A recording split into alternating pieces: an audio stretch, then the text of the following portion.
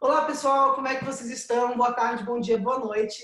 Eu e a Vivi, a gente vai ler e analisar junto com vocês o artigo Entre a Arte e a Técnica, Dançar e Esquecer. Porém, nós temos uma questão com esse artigo. Nós fizemos um vídeo de 40 minutos super detalhado, explicando coisinha por coisinha. Então, esse vídeo que você está vendo é um grande resumo do vídeo de 40 minutos. E a gente vai correr um pouco aqui, atropelar um pouco, e a gente tem um jogo, que é o jogo de fazer esse texto agora em 9 minutos e 38 segundos. Então, podemos começar. O texto se subdivide em partes assimétricas para que o espectador seja partícipe no pensamento. Ou seja, ele pode ler esse texto a partir de qualquer parte que ele quiser, que ele vai entender, montando como um mosaico todas as outras partes. De que se dança é esquecer, se dançar é esquecer e o corpo não esquece jamais, então onde a dança se produz? Da teoria do Marcel Mauss, que ele escreve a obra Técnicas Corporais. E ele desconstrói a romântica ideia vigente até hoje da natureza do corpo como um estado natural. Isso, ele quer desconstruir essa ideia dizendo que não existe uma natureza no corpo, que o homem é culturalmente, ele é naturalmente cultural. Ou seja, ele é moldado pela sua cultura. E não existe um dentro e um fora do corpo para com o ambiente. Ou seja, o corpo funciona como uma esponja, como se ele absorvesse o que ocorre no ambiente e ele também age no ambiente e transforma esse ambiente.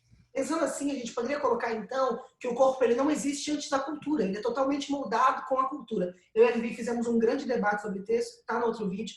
Era a gente pensar, por exemplo, se nós estivéssemos no nosso corpo natural, seríamos agora grandes selvagens gravando vídeo pelado. Mas não, nós fomos culturizados a usar roupas. E aí a gente vai colocar aqui na nossa discussão Jean-Luc Nancy, porque ele vai colocar pra gente que o homem é um animal técnico. O que ele quer dizer com isso? Que a técnica ela está no nosso dia a dia o tempo todo. Quando a gente escova o dente, a gente está usando uma técnica. Quando a gente toma banho, a gente está usando uma técnica. Quando a gente está fazendo comida, a gente está usando uma técnica. Então ela coloca que um homem sem técnica, isto é, sem reação contra o meio, não é um homem.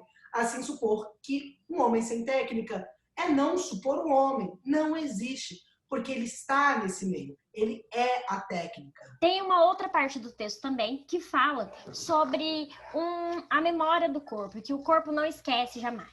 Suponhamos um término de namoro, por exemplo. A gente termina um relacionamento e quer esquecer aquela pessoa. A gente determina com aquela pessoa que a gente vai esquecê-la para sempre. E o tempo passa e depois de um tempo a gente sente um cheiro que lembra aquela pessoa, ou seja, um perfume que essa pessoa usava.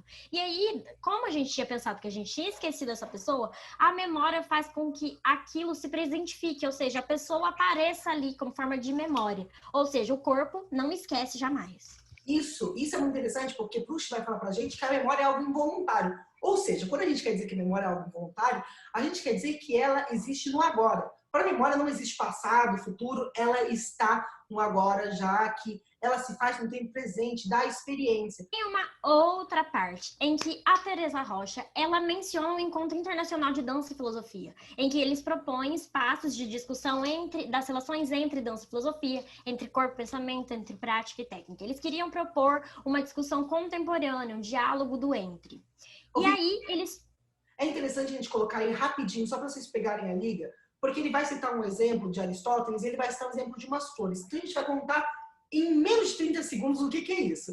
Vamos pensar assim, vamos supor que a gente tem um jardim. Nesse jardim a gente tem uma roseira. Nessa roseira nasce uma rosa. Só que um dia essa rosa nasce, cresce e morre.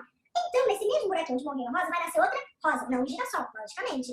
Mas vamos colocar agora algumas perguntinhas para vocês. Umas perguntas bem simples mesmo. A primeira pergunta é, a rosa 2 é idêntica à rosa 1? Vamos colocar que a rosa 1 é a rosa que morreu, a rosa 2 é a que nasceu agora. A rosa 2 é idêntica à rosa 1? A rosa 2 é semelhante à rosa 1? A rosa 2 é diferente da rosa 1? Ou a rosa 2 é totalmente outra em relação à rosa 1? Bom, e o Aristóteles, a partir dessa premissa, ele acredita, na perspectiva dele, que a dança é. Ou seja, por mais que exista uma variabilidade de danças no Brasil e no mundo, a dança pode se multiplicar de muitas possibilidades, tendo em vista as muitas maneiras de dança que vemos por aí pelo mundo. Só que, para ele, a dança é porque, por mais que ela se varie de muitas maneiras, ela acontece a partir de uma origem, de uma mesma origem, a dança. E por isso a dança é. Então, ele coloca uma origem imóvel para dança. E ele diz, sabemos o que é dança, dancemos a partir daí. Do princípio do Aristóteles que diz que a dança ou seja, ela está intrínseca a uma origem única, a gente volta à discussão da rosa.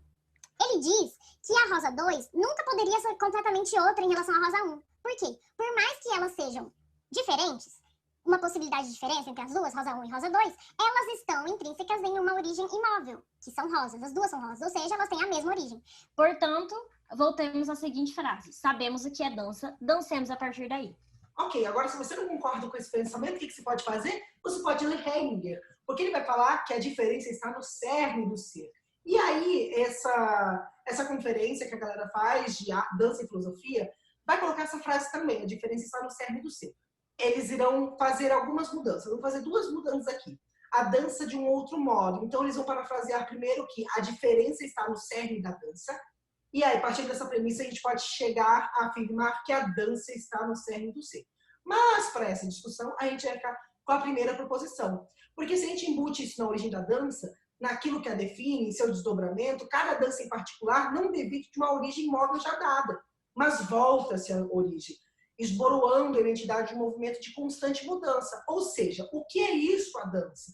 Ou seja, por admitirmos que nunca se sabe de fato o que ela, a dança, é, uma vez que ela está sempre a esboroar suas próprias identidades quando alguém dança. Eu não controlo o vir a ser da dança, eu incluo todas as possibilidades como possíveis.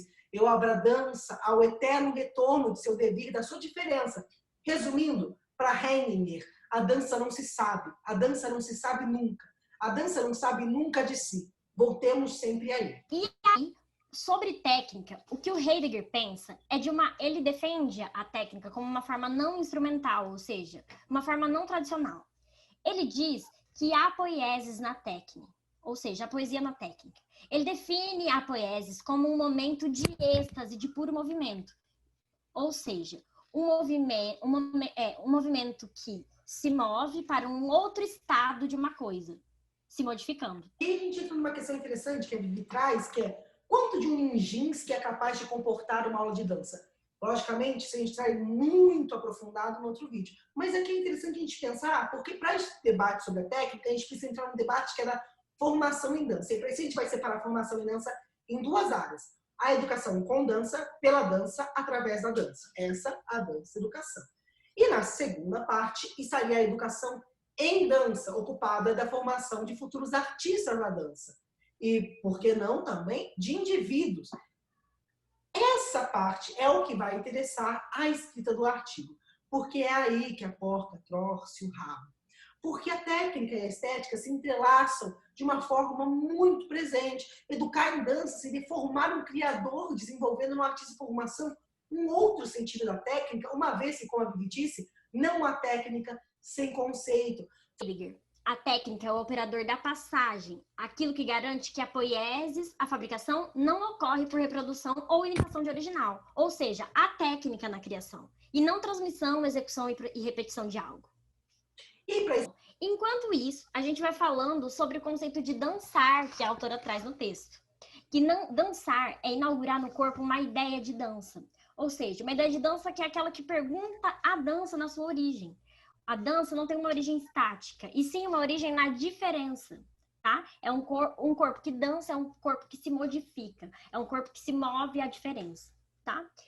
E a partir disso, se na origem da dança mora a diferença, a cada dançado ela sempre desconfia da sua própria identidade. Ou seja, a cada gesto dançado se pergunta, o que é dança? Eu vou trazer algumas perguntas para vocês pensar junto com seus professores. Quais são os acordos que aquele sujeito aprendeu a fazer com sua dança? Sobre que pedagogia aprendeu a ser intérprete? Uma pedagogia da autonomia ou uma pedagogia da sujeição? Sujeição que implica na formação de um sujeito na própria palavra, aquele que se sujeita, porque a porca, enfim. E aí a gente vai pensar nisso, como pedir para o intérprete que ele crie, que ele escolha, tendo ele passado os anos de sua vida em uma sala de aula alienado nos deveres do mundo, nos deveres estéticos da arte. Esquecer.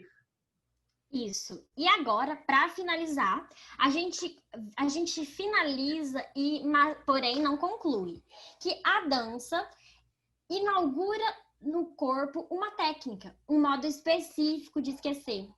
Ou seja, dançar é esquecer. E agora a gente colocou 3 proposições de atividades para vocês no Moodle. Vão lá ver, vocês as 3 vão escolher uma para responder. Pode escolher mais. Isso. E participem desse pensamento com a gente, tá bom, gente? Muito obrigada. Um beijo. Tchau. Tchau.